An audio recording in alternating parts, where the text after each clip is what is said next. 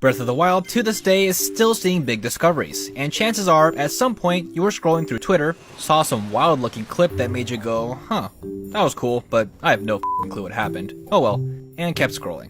Well, my name is Rin Harasaki, creator of the bow spin technique, and with over 2,300 hours on Breath of the Wild, I'll be going over these combat clips and breaking them down for the average player to see behind the scenes, so you can see just the amount of work and difficulty that goes into this type of gameplay. If you like these kind of intense breakdowns, let us know by subscribing and hitting that like button so we can break down more clips you want to see taken apart.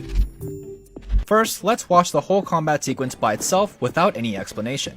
This amazing sequence is done by my good friend Yuta from Taiwan. This clip has a lot going on under the hood and shows how fluidly he can perform all these advanced techniques back to back.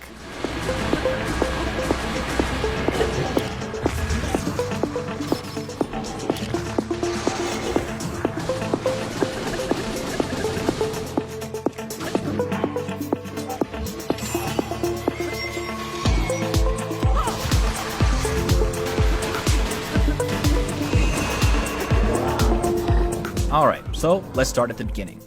We see Yuta face off with a red maned Lionel, and the Lionel starts his charging slash attack. Yuta first does a shield jump.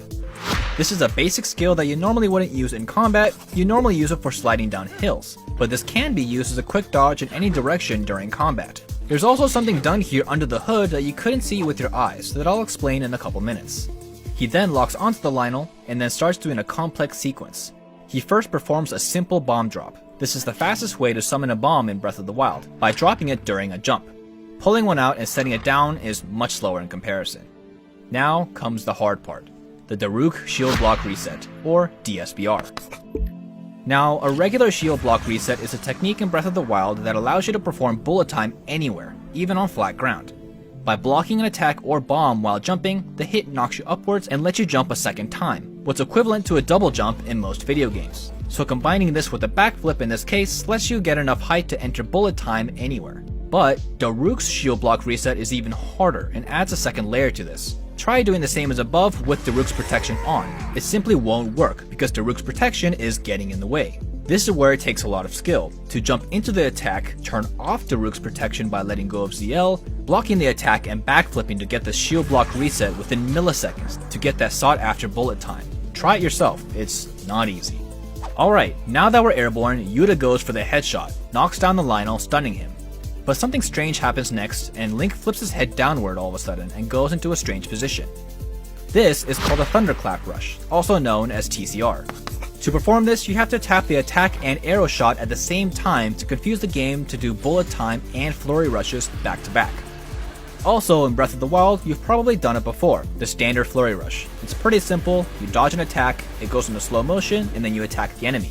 What's actually happening is the game is marking the target so as soon as your feet touch the ground, you will chase after the target. This mark and chase mechanic is constantly stored under the hood of the game's engine every time you block, get hit, or get out of a way of attack that's dodgeable. So remember a couple minutes ago when I told you to remember what happened? That shield jump earlier actually marked the target Lionel to be the chase target. Now that he has a lock on the Lionel, this Thunderclap Rush uses that mark and will chase towards the target and flurry rush them for high damage. Without marking the target, it would look like this, and would be quite a disappointment. With this technique, the fact that you can slam them with bow and arrow shots and flurry rush right after makes this technique have extremely high damage capabilities. Alright, we're 11 seconds in, still with me? Here's some more. He finishes his rush and jump cancels sideways and performs a perfect Daruk Rush, or PDR. By dropping a bomb while jumping, detonating it, and parrying it mid-air with Daruk's protection on, he's able to trick the game to think that the bomb was an enemy attack and force a flurry rush to happen out of thin air. It's important to note that normally Daruk's ghost appears when you use Daruk's protection, but it does not here. That's because it was a perfect parry using Daruk's protection. When you release or tap ZL, there are 2 frames in Daruk's protection that are considered perfect. In a game that's 30 frames per second, 2 frames feels like this. You have to detonate and parry the bomb perfectly within those 2 frames. With enough practice, you can do it too.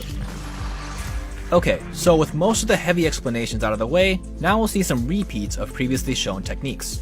Bomb drop into another Daruk Shield Block Reset, or DSBR, but instead of transferring into a Thunderclap Rush like last time, we're going to do a mid-air falling perfect Daruk Rush with a spear.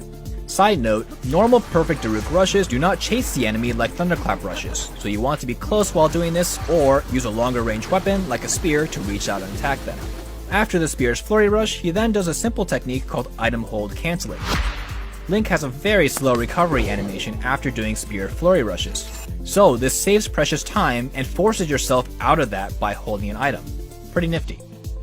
This is the final stretch. He uses Stasis on the Lionel and starts charging to summon Urbosa's Fury. He then unleashes his attack, but with lightning quick speed, switches weapons so he doesn't have to stick around for the whole spear charge animation. This is called the Urbosa cancel. The best part is Urbosa is still being summoned after this is happening, so you can do whatever you want for half a second before Urbosa even arrives. He then uses that time to quickly switch to bombs, does one last side hop with a perfect Daruk rush, with Urbosa looking classy in the background. And there we go. This red main Lionel was defeated in one combo without any retaliation, but plenty of style. Alright, time for some homework. This will be simple homework you can do at home for people interested in leveling up their own combat. This one isn't nearly as complicated as the stuff you just saw, and is easy to access early in the game, and is very useful throughout your whole playthrough. Leaf Bomb Rolling is an easy technique which launches your remote bombs much farther than you ever could by just throwing it. First, find any trees and start chopping them down until you find a Korok leaf. Once you have, make sure to equip your round bombs. Now, all you have to do is attack, jump, and drop your bomb. Make sure that you fully swing first so that the gust of wind can catch your bomb. Now, blow up your bomb. Super simple, but we can do a little bit more.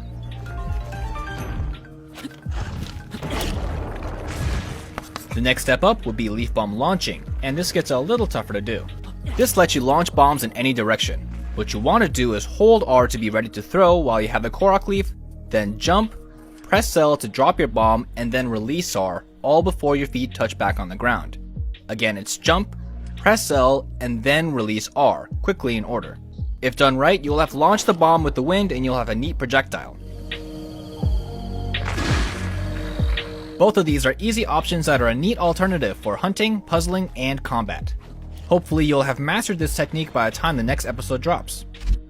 Breath of the Wild has evolved a ton, with people finding new things almost daily since its release back in 2017, keeping this game constantly fresh. So if you found a clip recently that you want me to break down and explain the magic behind it, subscribe and let me know in the comments below which one you want explained. And also, these explanations are kept short and there are many underlying rules to these techniques, so if you want to know more, you can also look up my combat glossary. Thanks again to Yuda for the footage, and go follow him because his username is short for Yoo-Hoo's daddy, and Yoo-Hoo is damn adorable. And until next time, take it easy.